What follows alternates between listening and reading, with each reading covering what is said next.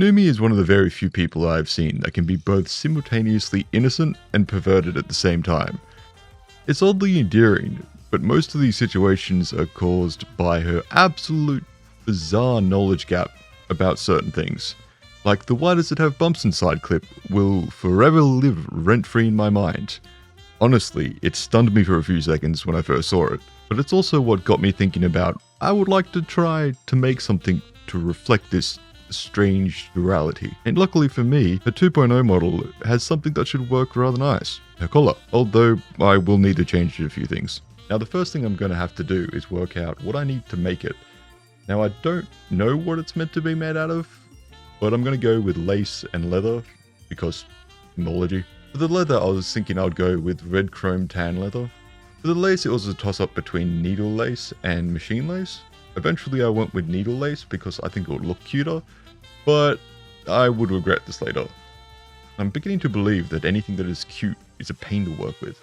Now when it comes to the buckle, this is why I had my first problem, because this makes no sense.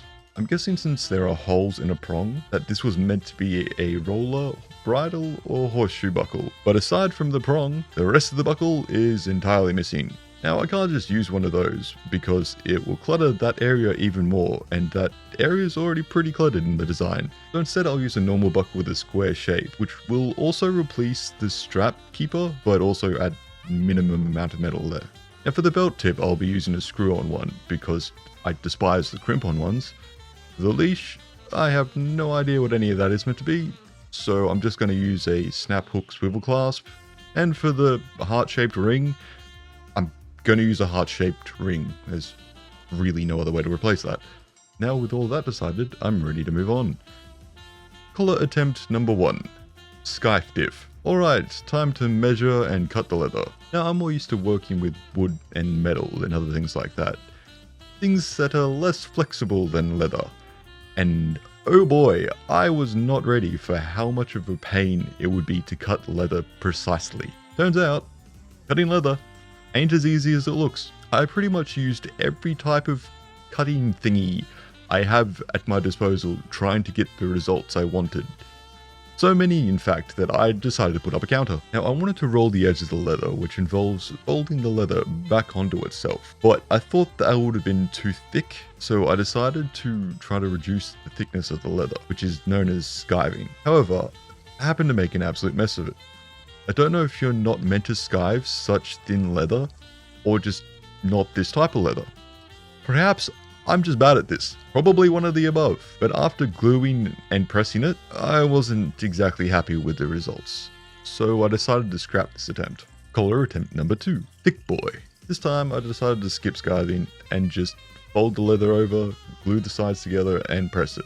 It turned out rather well, so I cut some lace to length, measured the distance for the stitching and begun to punch holes. Turns out my camera mount wasn't as sturdy as I thought it was, because after the first blow from the hammer, it broke, and decided that my round knife was much more interesting than what I was working on. This is why later on you may notice the camera focus slowly starts drifting down, because it's breaking off the wall. Again, I did end up finishing this collar, but I was right. Without skiving, the leather was too thick, so let's skip to the third attempt. Collar attempt number 3, skinny beach. So I grab my new extreme pizza cutter and cut out a new piece of leather, after which I measure out the spacing for the stitching and start punching the holes. Leading to the main event, sewing. Lots and lots of sewing. Thankfully, I used to help out a cobbler, so I know a little about leatherworking, and the one thing I do know is that I had to buy a stitching horse, which is that wooden clamp thing. Otherwise, I would have tried to do this purely by hand. And considering all up on all the different attempts, I've spent over 20 hours of sewing on this project with this stitching horse. I can only imagine how long it would have taken me without it.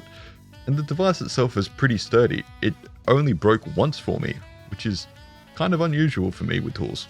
Now, I did think of adapting a sewing machine that I had laying around to sew the leather, but I had to carefully sew the lace on, otherwise it would bunch up or be uneven or just look bad, so I never did that.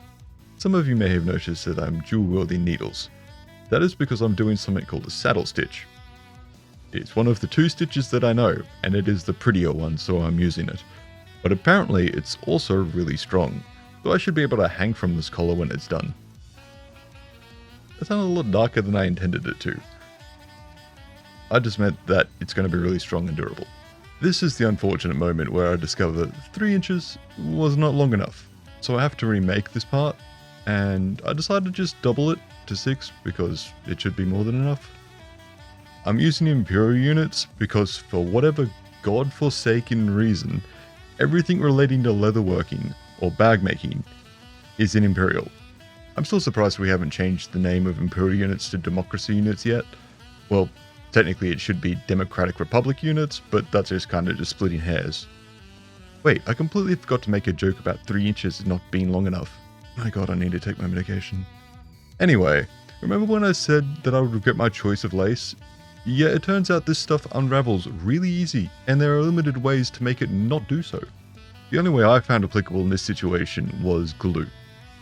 Which is kind of scary because this lace is not very forgiving. If you get anything on it, it will never be white again. I accidentally dropped my last collar on the workshop floor, and no matter what I did, outside of pure bleach, it would not be white again. Luckily, I didn't screw anything up, so all I had to do was a bit more sewing, and that's the collar complete. Now moving on to the leash. Leash Attempt number 1. Bruno. Yeah, we don't talk about Leash Attempt number 1. Leash Attempt number 2. Lacey. Since I found that my previous idea to make a more law-accurate leash didn't exactly work all that well, and I don't have any other materials, I just have to go with what I have and come up with a design with that. And what I have is a ton of leather and a ton of lace. Since that just involves more measuring, cutting, and sewing, which you've already seen in this video, I'm gonna skip to the end.